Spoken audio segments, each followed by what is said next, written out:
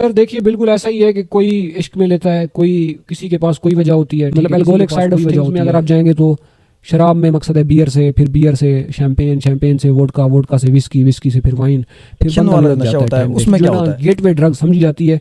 इससे पहले सारा मजाक है, पान, सुपारी, छाली, cigarette. Scene ready, shot one, take one, action! वालेकुम नाजरीन, आप देख रहे हैं क्रिटिकल एनालिस्ट और मैं मोहम्मद बिलाल। नाजरीन, जैसा कि आप सबको यकीनन मालूम है कि हमारे जो यूथ है वो बहुत ही ज़्यादा ड्रग्स की तरफ इस वक्त इनका रुझान बढ़ चुका है और हमारी तकरीबन 60 से 70% जो आबादी है, जो यूथ है, वो ड्रग एडिक्शन में मुब्तला है।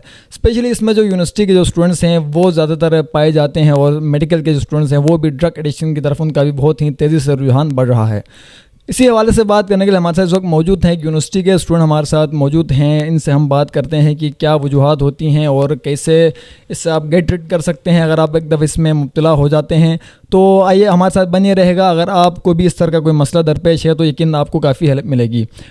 जी अनस भाई, मुझे बताइएगा कि ड्रग्स जो हैं, जो मेडिकल की जो ड्रग्स होती हैं हमारी, अमूमन उनको भी हम ड्रग्स कहते हैं और ये जो ड्रग्स जो एडिक्शन वाली हैं इनको भी हम ड्रग्स कहते हैं अमूमन। तो ये क्या फ़र्क है इन दोनों में?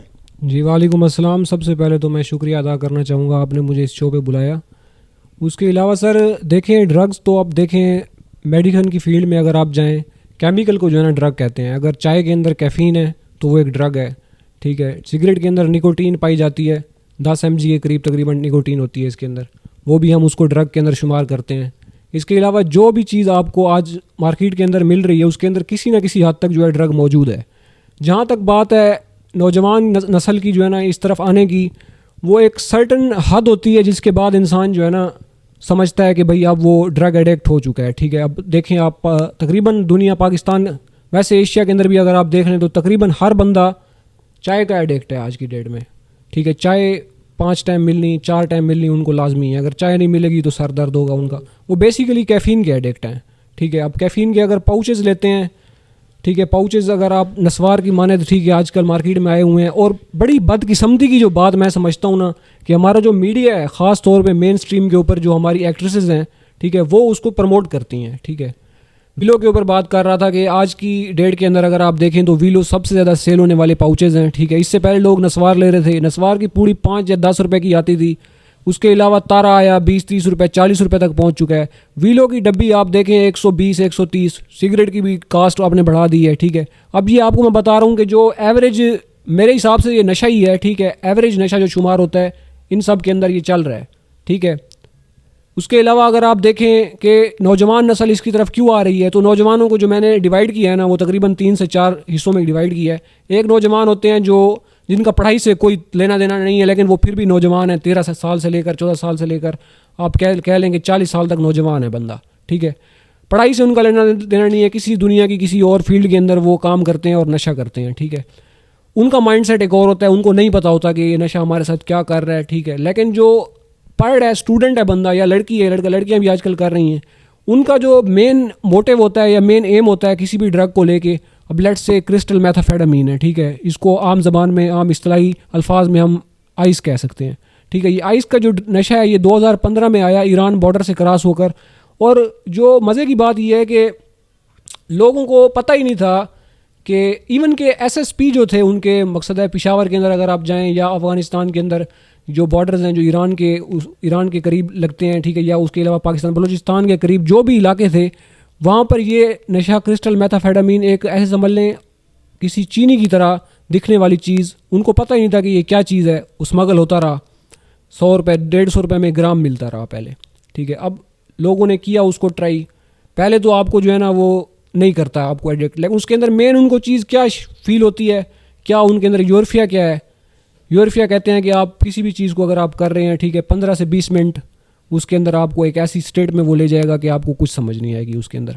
बाकी बेसिकली ये हार्मोनल इफेक्ट होते हैं दिमाग के हार्मोन्स के साथ मुख्तलिफ, ठीक है ना, छेड़खानी करते हैं ये। अब मिसाल जो बात कर रहा हूँ सूडोफेड्रीन की, अब सूडोफेड्रीन को कन्वर्ट करके ये क्रिस्टल मेथाफेटामीन बना है, ठीक है। अब इसको बनाने का तरीका जो है, अगर आप केमिस्ट हैं, अच्छे माहिर अप्लाइड केमिस्ट हैं, तो बहुत आसान है और बहुत ही चीप है। तो ये चीज़ बहुत आम हुई।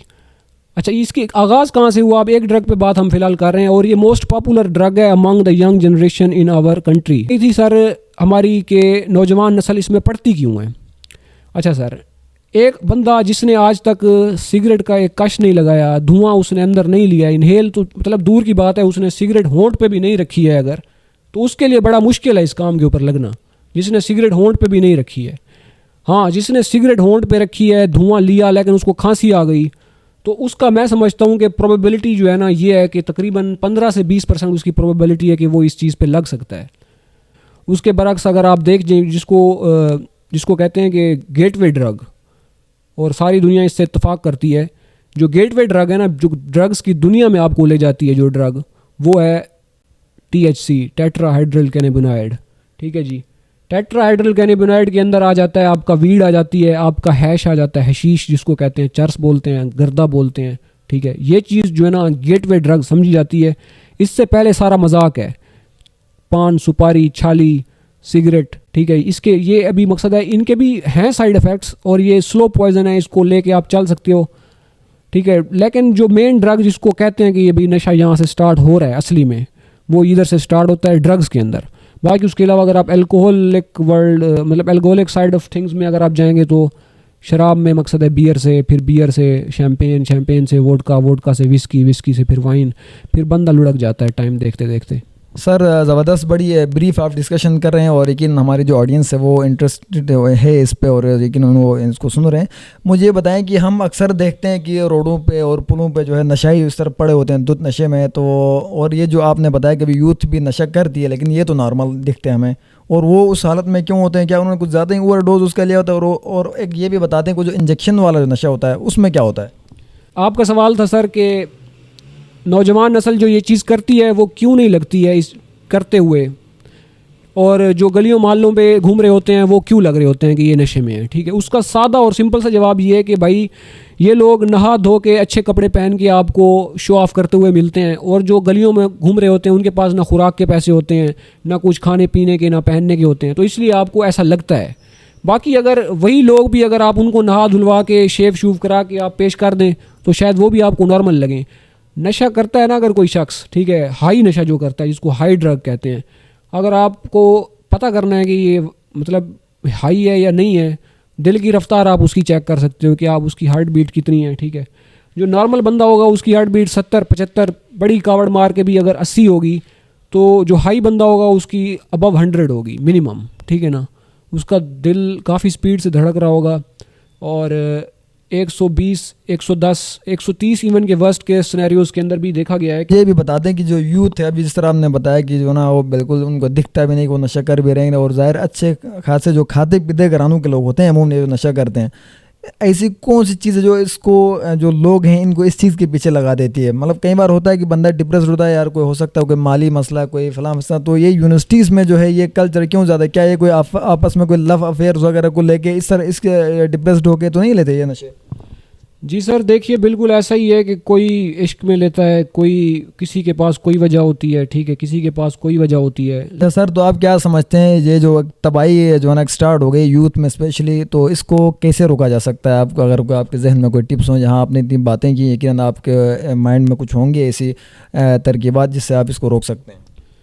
जी बिल्कुल, ये आदम के ज़माने से चलता आ रहा है, इंसान की एक ख़ास है, एक सिफत है, एक उसको कह लें कि जिस चीज़ से इसे रोका जाता है ना ये वही चीज़ करता है।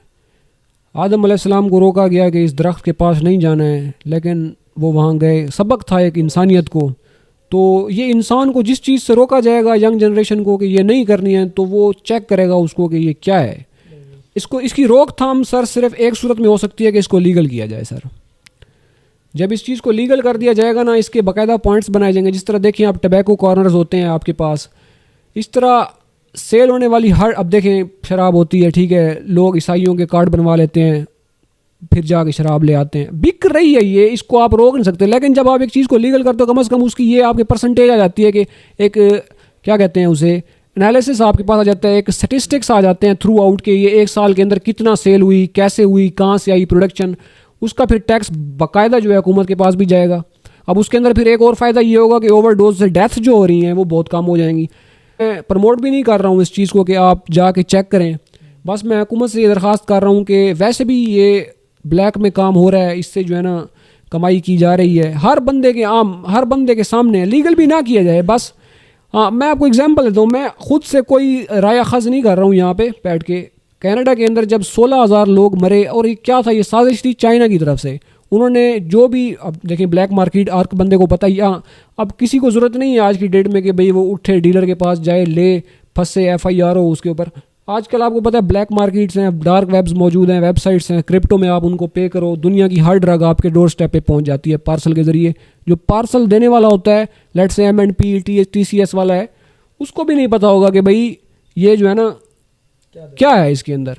तो मैं यही कहूँगा कि हुकूमत वक्त को नोटिस लेना चाहिए। करनी है जिसने उसने वैसे करनी है। आप लीगलाइज करो इसको लेबॉर्ट्री वे में, बाकायदा इसको जो है ना प्रूफ करके, बाकायदा टेस्ट करके आप इसको सर्वे करें, जिससे जो है ना अमवात में नोटिसेबल कमी आएगी। जी बहुत शुक्रिया अनस साहब, आपने बड़ी ब्रीफ गुफ्तगू की ड्रग्स के ऊपर, और किस तरह बहुत ही वाकई आपने मेरे एक्सपेक्टेशन से बहुत ही ज़्यादा आपने ब्रीफ जाके बात की है। और इन्होंने ये भी लास्ट में एक सजेशन दी है गवर्नमेंट को कि इसको लीगलाइज़ किया जाए, ताकि ज़ाहिर उसके बाद एक मॉनिटरिंग आ जाएगी हेल्थ डिपार्टमेंट की भी उसके ऊपर, और साथ जो है गवर्नमेंट भी इससे अच्छा खासा रेवेन्यू भी जनरेट कर सकेगी।